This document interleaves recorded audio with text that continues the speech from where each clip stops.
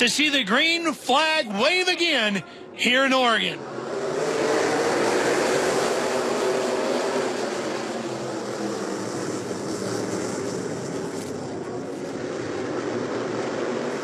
Right back into the lead goes the number 16 of Derek Kraus.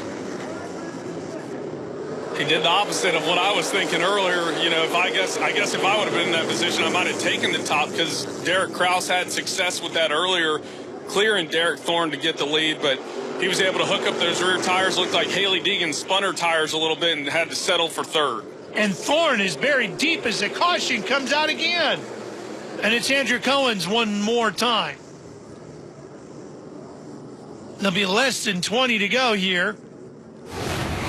See what happened to Cohen's this time. Again, just too deep into the corner? Yeah, same wreck as earlier, same spin out as earlier. It looks like he might just have a little too much rear brake in his car, and it comes around on him. But I'm sure Haley Deegan in that 19 was glad to get that caution when she did. Now she's able to restart back on the bottom, which is where Ryan Partridge got around her as he was running third before that last restart. Boy, Vanderwald's in a great spot here in fifth in the 43, the red and blue car on the inside, right behind her. Rouse is on the outside. Thorne is on the outside. Boy, he needs a good start. Here we go. 14 laps remaining, and oh, it's going to get tight. And Rouse, they go three wide. Deegan's on the inside. Rouse is getting beaten and battered like a pinball in there. Partridge goes wide, and here comes Thorne through the middle. Yeah, Rouse just got really impatient right there. He tried to thread the needle, shoot up the middle, beating and banging. He better hope that he doesn't get a flat tire right here. A lot of contact and a lot of damage on that right front. And a big advantage for Vanderwald. He clears a whole bunch of cars, and now Rouse right into Thorne. And Partridge back to the inside. Man, there's not going to be a square ball. Look at this. And around goes the 99. Yeah, I think those Sunrise Fords definitely just had enough of Cole Rouse beating and banging on them, and just decided to send on up the racetrack and try to get him out of the way. There is not a smooth piece of bodywork left on the 99. And that's one of the things we talked about, Ralph. You have to have the discipline. You see him just banging off these guys. Then he tries to go back down to the bottom, just not being smooth. Ends up getting run into by Partridge, which he had, you know, in Partridge's defense, he had gotten roughed up by Cole Rouse in the 99 right before that. Well, we thought the tempers were going to start to flare, and they sure did here. Sometimes you can get away with roughing up some rookies or some younger guys, but when you start racing Derek Thorne and Ryan Partridge, guys like that, it's you definitely got to make sure you don't put your hand in a rattlesnake's mouth. Watch Matt Levine here, too. He does a nice job on the brakes, keeping the 10 clean and gaining some ground. Definitely a heads-up move, and I'm sure he saw that move coming, because watching those guys beat and bang, he's like, I'm sure something big's about to happen. I don't know what, but definitely heads-up move. Yeah, I think we all saw that one coming. Here comes the green flag as we get ready to get back at it.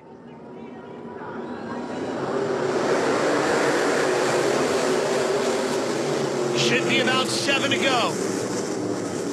Kraus again, quick on the throttle. Cody Vanderwald fighting really hard down there in third up underneath Haley Deegan. She definitely got a better restart out of the restart box, but it almost looks like her car takes a couple laps to come in and get those front tires working. Smoke now off of the rear of Thorne 6. Looks like a tire rub. Yeah, a lot of contact between him and his teammate all night long, and Ryan Partridge, and then obviously the contact with Cole Rouse. I'm sure he's just trying to limp that car home and hope he doesn't lose too many points here. Matt Levine now taking advantage of that smoking left rear. Sure, Bill Sedgwick's telling Derek Thorne just to take care of that race car, make sure he finishes out the last couple laps and doesn't have an issue by cutting down that left rear tire. If you go too fast and push the issue or get run into again, your day's pretty much over. Oh, there goes Matt Levine.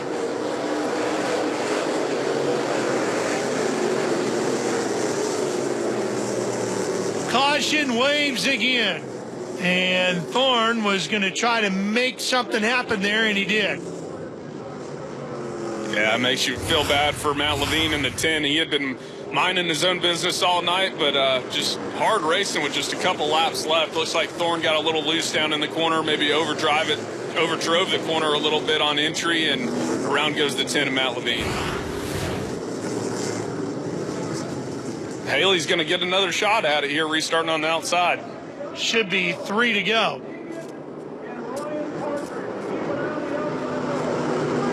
Should Haley Deegan get her first win? Can Kraus get win number 2 on the year? Here we go. What she's got to do is just try to pin the 16 down, but he's just so strong, able to exit the corner and clear the 19 of Haley Deegan. He has been great on all of his starts today.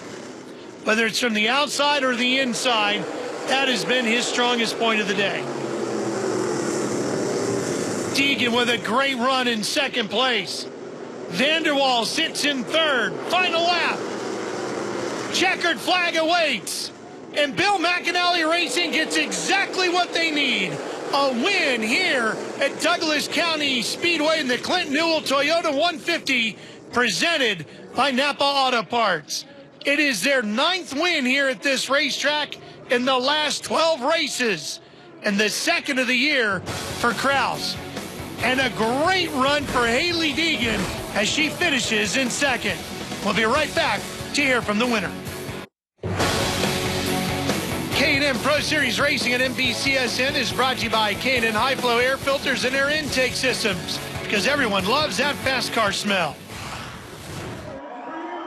Back here at Douglas County Speedway, Roseburg, Oregon. And just what we expected. Boy, it was a real tussle at the finish. Coming out on top, Derek Kraus with his 2nd win of the year. Here he comes. He had to survive a couple late race restarts, but he handled it like a pro. Derek Kraus, his 2nd win of the year.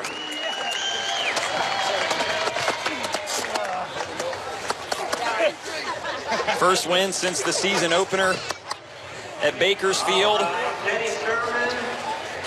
And Derek just was talking about how it's your first win since the season opener at Bakersfield. Does it feel good just to get that monkey off your back, get back in victory lane again? Yeah, we definitely need that win tonight. We struggled a little bit in practice yesterday, but we found the car locked today. We got qualified 2nd, and then the race, this thing was really good. It was a little tight in the center, but it was a really good car. BMR brought me a great number 16 Napa Auto Parts Toyota Camry. I'm really excited for this win, and we're going to carry this momentum on to Iowa. You were in this car, or driving for this team last year, finished 3rd. Obviously had a great run here today. All 3 of the Bill McAnally cars were good today. What is it about this program at this track that you feel like you guys have a good handle on? I don't know, BMR, they work really hard on their cars. One night I was there at the shop for 2 weeks, and one night they were there till 5 in the morning working on the race car.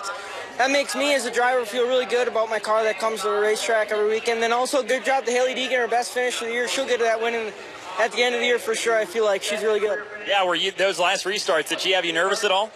Yeah, I was a little nervous. Eric Holmes was in my ear. He said she had a pretty good car, so I was a little nervous, but I feel like once we got clear, I could run and get in a rhythm, and that's when I would be better.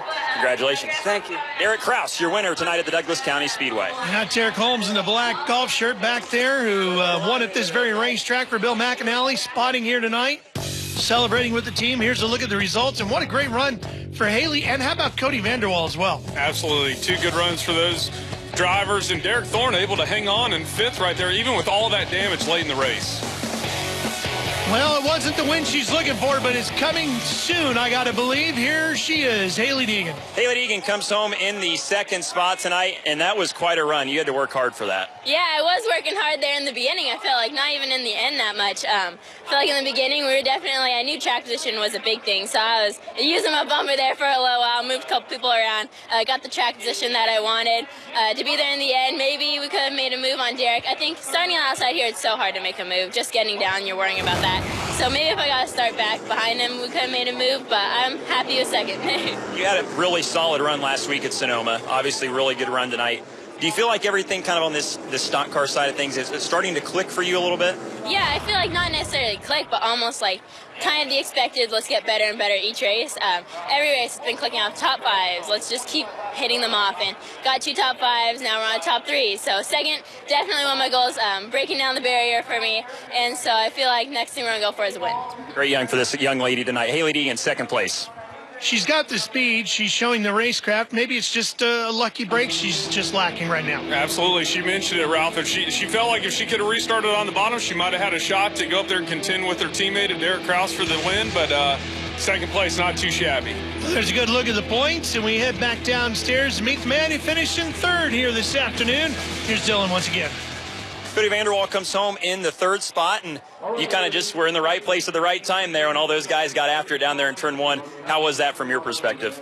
Yeah, I think we had a little bit of luck with we were in the inside lane at the right time, but I think I saved a lot more tire than most of these guys did because I knew my car wasn't quite there. We weren't real happy with it in practice, but it turned out to be really good on the long runs. I saved my tires knowing that that was going to be my best shot, and got a little bit lucky there, but we also had a really good car at the end. Cody Vanderwall, third place tonight. He rounds out the podium. Well, it was a great race.